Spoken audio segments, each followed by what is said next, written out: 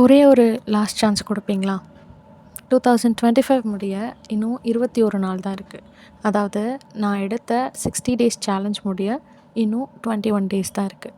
Challenge என்னம்மா ஆச்சுன்னு கேட்டிங்கன்னா, அது அவ்வளோதான். பட் எனக்கு விடுறதுக்கு மனசு இல்லை.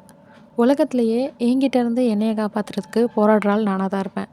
ஆக்சுவலி ஒரு விஷயம் நோட் பண்ணால் எனக்கு எல்லாமே நல்லா தான் நடக்குது.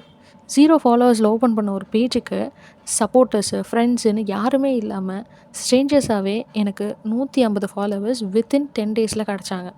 அதே 0 ஃபாலோவர் பேஜுக்கு 15K வரைக்கும் வியூஸ் போச்சு.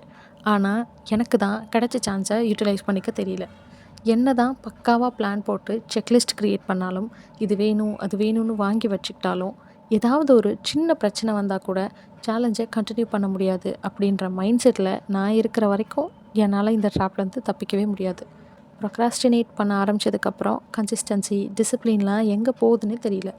என் பேஜில் 20+ வீடியோஸ் போட்டிருந்தேன். எல்லாமே இப்போ டெலீட் பண்ணிட்டேன். தோத்துக்கிட்டே இருக்க அப்படின்னு மனசு உறுத்திட்டே இருக்குது.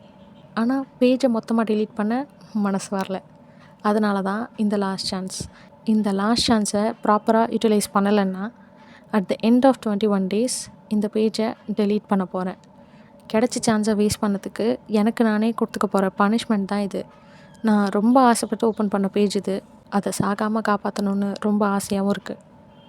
டெலீட் பண்ண மாட்டேன்னு நம்புகிறேன். பார்க்கலாம்.